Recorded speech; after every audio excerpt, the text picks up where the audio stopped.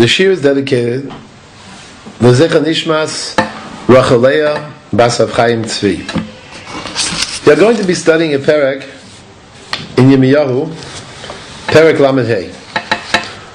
A very fascinating Perek in and of itself that focuses on one specific family known as the Beis Harei Chavim. And we'll see that this particular family, this mishpacha, is incredibly dedicated and incredibly makir tov to their forebears, to their parents and grandparents, who had left them a very clear directive, a very clear legacy in terms of how they should behave. And this became for them the banner which they unfurled, which they committed themselves to with absolute tenacity and refused to budge and would not move even one iota from that which their father had commanded them. An unbelievable fulfillment of the mitzvah of kibbud av v'aim. And of course the Navi uses this particular action on the part of the Beis Harei Chavim as Musar to Klal Yisrael. First we'll read the Psukim, and then we will examine it, as I won't, a bit more carefully. Perek Lamed Hey Pasuk Aleph. The Navi says, Hadavar asher hayad Yirmiyahu meis Hashem bimei Yoyakim ben Yoshio melech Yehuda leimor. Here we have the Dvar Hashem coming to Yirmiyahu. And you will notice on the page that you have with you that this nevuah is really divided into two. The first chelek begins over here with Pasuk Aleph.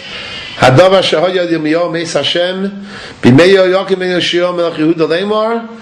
And then you'll see in the second section the Teichacha to Yoshvei Yerushalayim. First we have the Tzav Hashem to Yirmiyahu, and then of course the consequence, which is found in Pasuk Yud Beis. Vayidvar Hashem el Yirmiyahu leimor. So the parah clearly is divided into two, as we're going to see. The Rishonim pointed out already that the nevuah of Yirmiyahu is not necessarily recorded in chronological order, since the nevuah preceding this came to him during the days of Zechariah, and the Ababanel assumes that the Anshe Agdola were the ones who collected the nevuos and arranged them according to the order which they found them, not necessarily in chronological order. So here we have a nevuah that comes to Yirmiyahu meis Hashem during the days of Yehoyakim ben Yoshio melech Yehuda leimor. Haloch el Beis Harei Chavim. He's told to go to the house of the Rechavim. We'll see that the Rechavim are descendants of Yonadav, the son of Rechav, and their yichus is traced back to Chovav, the father-in-law of Moshe Rabbeinu.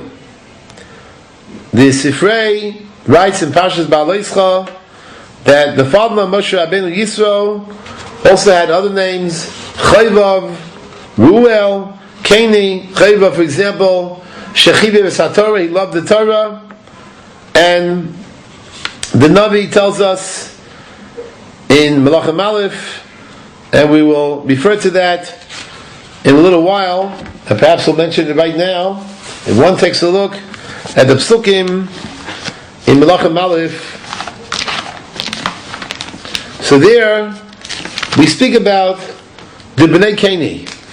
Bnei Keni, Chaysein Moshe. They are the children of Keni, who of course the father of Moshe Rabbeinu, and the Navi speaks about the fact they went up from the Ir Atzmorim, and there they went with the Bnei Yehuda and dwelt with the people. So therefore the assumption is that there's clearly a connection between these people, this mishpacha, and the father-in-law of Moshe Rabbeinu, Chayvav or Yisrael. So here Yirmiyahu was told, and If you recall, the Ramban actually mentions this as well.